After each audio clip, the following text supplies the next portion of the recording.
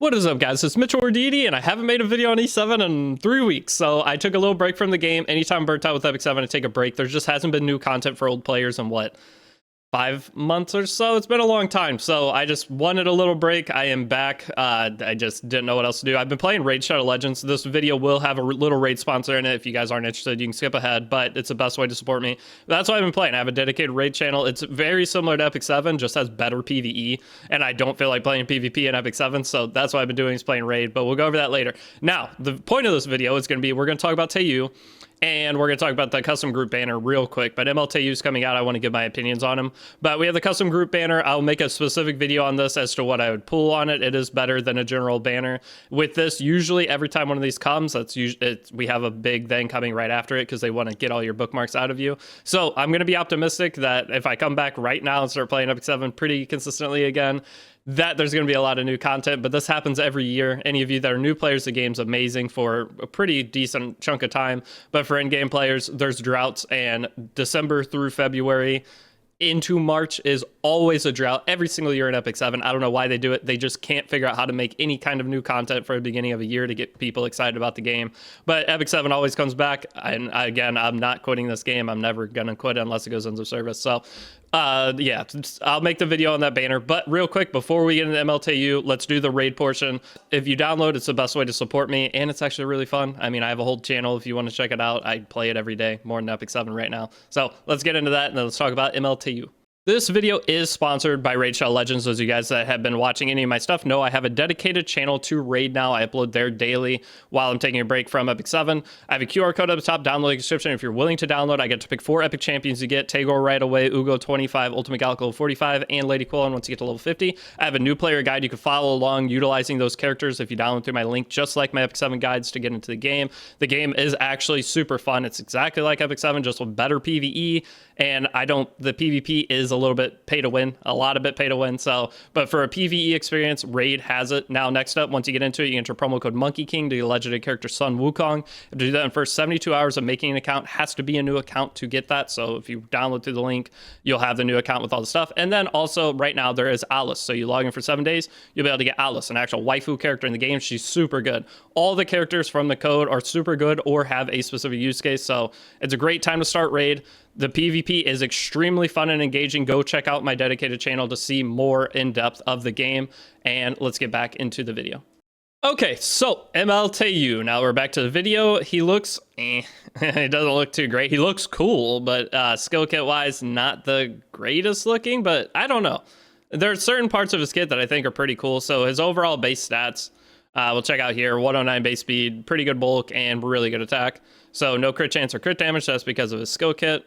So going in straight into skill 3, he has a passive with Fighting Spirit, so countered by Polytus, countered by Elvira. But when the combat readiness of the opponent is decreased, he gains Fighting Spirit equal to the amount of combat readiness removed from the opponent. So if you have an AoE combat readiness skill, it's going to basically guaranteed give him an extra turn. If you have Zio, it's going to push him up 50%, and he starts with 60%. So he's a follow-up character. It's like the same idea of using Zio to push up a green Euphine or a Jacko when you land a debuff. So it's a similar idea to that. You'll get pushed up. But the thing with this, it doesn't have a cooldown. So you can just take turn after turn after turn. So if you go Zio into him and have him all Polytus on your team, then potentially he's going to take like a bunch of turns super fast, which is cool. I do like that, and I feel like there might be some playability locked behind this that people aren't thinking of, but we'll see when he comes out. I don't see him being super great in RTA, but either way, whenever he gets full Fighting Spirit, he's going to increase combat readiness by 100%, so he gets the turn guaranteed, or not guaranteed in case the opponent pushes, and grants possession for 2 turns. So also countered by Abyssal Euphine and Polytus. At the same time, Abyssal Euphine still runnable. Fire Polysis, not so much, but either way, it does have a little bit of counter, just play right there. But the big thing, again, is this doesn't have a skill cooldown. That's kind of crazy. So it's almost like he could be built some kind of Sacred Scythe style build and keep himself alive if you have other characters that are constantly pushing the opponent back. I don't know what all characters fit into that, but it's another like idea of a timeless character. If there's a character that continually pushes back the opponent, could be pretty good. I love Benevolent Roman, and Benevolent Roman can just infinitely give him turns, essentially. So that might be something I try to do. I don't know. It feels like there could be a bunch of fun that you could have with him. Now, going into his skill 3, if he has possession, it gets extra abilities, but it's a non-attack skill that dispels 2 debuffs and puts an 85% chance once he's mulleted, chance to decrease defense. So AoE decrease defense and non-attack skill strip. Not bad. That's like not a terrible thing. And he gives himself invincibility. That's one of the things the other boosting characters lack, is some kind of survivability in their kit. So getting the invincibility, and if you have possession, it extends buff duration, so you get 2-turn invincibility, so you'll still have 1 turn once it's over. His additional turn, when I first read it, I was like, wait, he cycles out of his own buff? But he doesn't.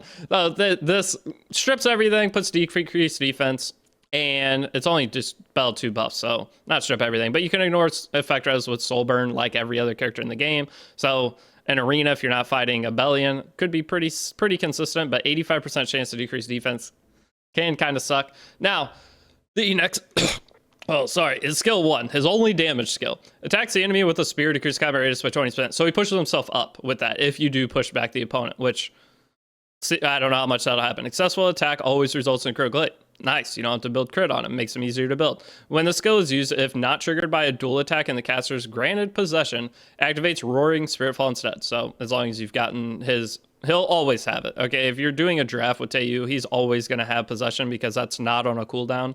There is no cooldown on the skill. So that's really good. But next, it's going to increase his attack, and before attacking the enemy by striking from above, it gets him itself attack buff before attacking. That's important. Okay, so you're going to do a lot more damage this way versus the other way. And an successful attack always results in critical hit. Skill does not trigger a dual attack. So no dual attacking with them, which I don't know if I like that. Kind of, I don't know why it wouldn't do a dual attack considering it's a single target attack, but it just hits harder. So you attack buff, it hits harder. So we'll see the damage overall here, but the big thing is it pushes back, so he can kind of be an almost self-sufficient unit if you're attacking something without effect res. So not terrible. But you can see here, it's a Proof of Valor Haste, I believe, and that just hit for 25k. Was it Proof of Valor Haste? If it was Proof of Valor Haste, it is. It's a Proof of Valor Haste, and this thing just hit for 30k through Aureus on a defense break. That's not bad damage for skill 1. So, not terrible. So, one thing with, let's see this about counter set. When the skill is used, if it's not triggered by a dual attack and the caster, so it can proc on a counter attack. So he could be potentially, it doesn't say when it's used on his turn, it's when it's not done by a dual attack. So if he counters, he could proc the extra ability, it seems like, right? Not bad. Maybe build him, because he doesn't really need speed. He's going to get all of it. He's kind of a cool character. Honestly, I don't think he's going to be a must pull by any means, but he's kind of cool. It seems like you can get creative with him. It's going to bring out other characters that you wouldn't potentially maybe use, because anything that pushes back Chimeranus gives him extra ability and makes it stronger in the future if there's any future characters that give Chimeranus switchback. The thing is, you can't use it too much into Abyssal Fiend. There's like 10 characters that counter him just by being on the board, which is always a problem because it's a Chimeranus booster and a Fighting Spirit character. So I don't know what all to think of him. I don't think he's insanely strong. I think you can definitely skip him if you like his design. Most people for male characters don't care about their design. They just want waifus. So I get that too. I'm going to pull him most likely because I didn't get Payra. I'm not spending money on Epic 7 until they release new content. And the only way to speak about my current happiness with the game is my wallet, so I'm just not spending. But I still love the game. I just want something to do in the game that doesn't just play the same RTA match I played for the last 6 months. So I'm slowly getting back in. I think we're going to have new content coming in the near future, but for right now, it is what it is, and I'm going to continue to grind Raid Shadow Legends. Again, if you guys are willing to download the game through my link, it helps me a lot. It's just once you download it, it helps me. Plus, I have a beginner guide that you can follow along with, which it's like exactly the same as Epic 7, my beginner guide. So you just follow step by step, see if you like the game. If you don't, oh well. If you do, cool. It helps me out. And we have a bunch of people playing in Discord. It's the main game. Honestly, more people are joining the Discord for Raid nowadays than Epic 7, just because of the state of Epic 7, which is crazy. But thank you guys for watching. I will see you all in the next video, which will be the tier list / what you should summon on the group banner. All right, peace out.